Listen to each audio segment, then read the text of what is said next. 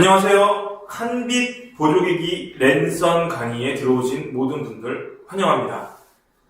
우리 한빛명학교에서는 코로나19 상황에 대면 강의가 어려운 학생들 또 그리고 학생들을 위해서 늘 애쓰시는 학부모님들을 위해서 보조기기를 영상으로 제작해서 유튜브로 알려드리기로 했습니다. 오늘은 첫 시간으로 한손해의 전체적인 구조 그리고 한손해가 무엇인지에 대해서 강의하도록 하겠습니다. 점자 정보 단말기, 우리가 주로 한손해라고 알고 있는 것은요, 점자 정보 단말기라고 하는데요. 점자 정보 단말기는 전자, 그러니까 전기를 활용해서 점자를 자유롭게 입출력하는 기계를 말합니다.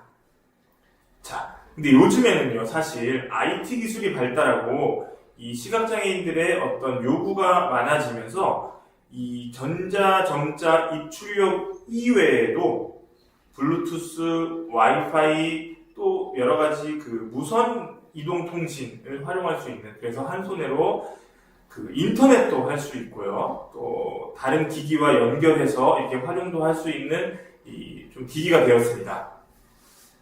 최근에 나온 한손해 5라고 하는 기계는 우리가 주로 휴대전화에서 볼 수 있었던 안드로이드를 탑재했기 때문에 휴대전화에서 활용하는 카카오톡, 유튜브 그 외에 여러 가지 어플리케이션들을 확장해서 활용할 수 있는 기대감을 가지고 있습니다. 그러면은 간단한 정리를 화면으로 보시겠습니다.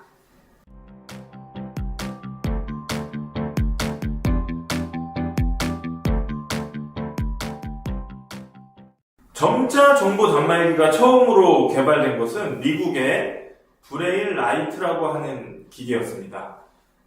근데 당시만 해도 그렇게 IT 기술이 지금처럼 발달하지는 않았었기 때문에 단순히 점자를 입력하고 출력하는 수준의 기계였고요. 저장 메모리 공간도 그렇게 크지 않아서 지금의 기계와는 비교할 수 없을 정도의 어떤 간단한 기계였습니다. 그 이후에 뉴질랜드의 브레일 노트를 비롯한 여러 기계들이 이제 외장 메모리, 플로피 디스크라든가 이런 것들을 달 수 있는 것들이 이제 되면서 조금 더 발전한 기계가 되었고요. 우리나라에서도 한손해 1, 한손해 2, 한손해 LX를 거치면서 지금의 기계들이 나왔습니다.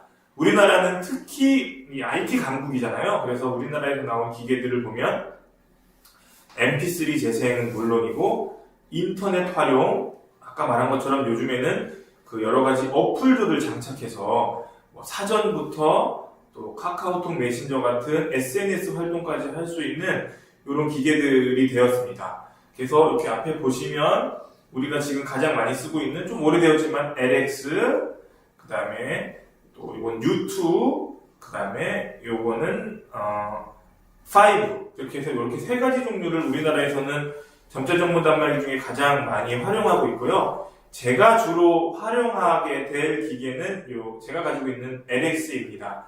그런데 이제 이 기계들이 부가 기능들은 조금 차이가 있을 수는 있지만 전체적으로 여러분들이 공부할 때 사용하는 워드 프로세서라든지 MP3라든지 이런 기능들은 크게 차이가 없기 때문에 걱정하지 않으셔도 되고요. 만약 특별하게 차이가 있는 기능이 있다면 제가 기종에 따라서 따로 별도로 설명을 해드리도록 하겠습니다. 그럼 또 세 가지 기계 비교하면 보시겠습니다.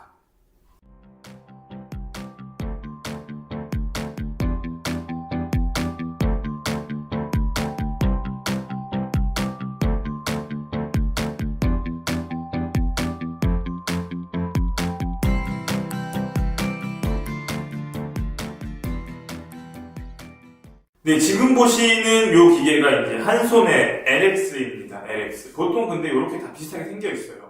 그래서 이 시간에는 이제 한손해의 기본적인 키들, 그러니까 겉면에 있는 키들을 알려드리려고 합니다. 보통 한손해는 이 퍼킨스식 그 점자 타자 방식을 채택하고 있어서요. 여기 보시면은 1점, 2점, 3점, 그 다음에 오른쪽으로 가서 4점, 5점, 6점 이렇게 6점이 있고요. 가끔 8점짜리 점자도 있기 때문에 왼쪽에 맨 끝에 7점, 오른쪽에 맨 끝에 8점이 있습니다. 기본 자세를 보여드리면은 이렇게 왼손 검지가 1점, 왼손 중지 2점, 왼손 약지가 3점, 오른쪽 검지가 4점, 오른쪽 중지가 5점, 오른쪽 약지가 6점에 이렇게 위치하는 것이 가장 기본 자세이고, 엄지는 가운데 있는 스페이스바, 한 칸 뛸 때 사용하는 거죠, 보통. 아니면 파일을 선택하거나. 자, 그 다음에 새끼는 7점, 왼쪽 새끼는 7점이라고 하는데, 요거는 백스페이스라고 하는 키가 되겠고요. 오른쪽 새끼는 그 엔터키, 엔터키라고 하는 곳에 올려놓는데, 보통 이것은 이제 페이지를 바꾸거나 그 어플을 실행할 때 사용하는 키가 되겠습니다. 그래서 이렇게 9개가 점자 키보드의 키가 되겠고요.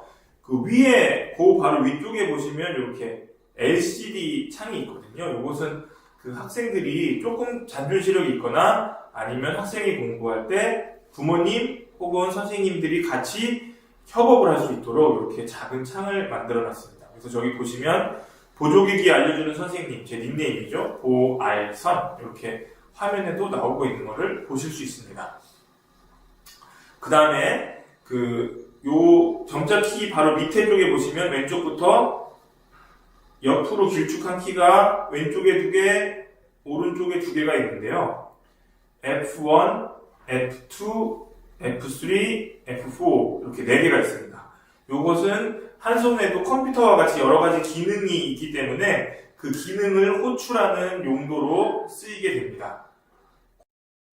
자, 요렇게 땅콩처럼 생긴 32개의 키들이 있는데요. 요거는 커서 키라고 합니다. 그래서 점자 커서를 이동시키거나 아니면은 메뉴를 전환하는 용도로 사용하게 됩니다. 그런데 키들이 똑같은 모양으로 32개나 있기 때문에 정확한 위치를 파악하기 위해서 5칸마다 이렇게 위치를 알 수 있는 표시 돌기가 나와 있습니다. 가장 중요한 부분은 요 밑부분인데요. 요것은 점자를 표시하는 점자 디스플레이 창입니다. 요 점자 칸에도 아까 제가 LCD에서 보신 것처럼 보알선이라고 보조기기 알려주는 선생님 닉네임이 적혀 있고요. 그 다음에 커서 키가 커서가 여기 있습니다. 근데 이 부분에서 가장 중요한 것은 이게 그 학생들이 점자를 읽을 때 너무 날카롭거나 또 아니면 너무 약하거나 둘 다 안 되기 때문에 약간 녹말 성분 비슷한 특별한 소재를 사용했다고 해요. 그래서 이게 한 칸당 가격이 10만원 정도가 되는데요.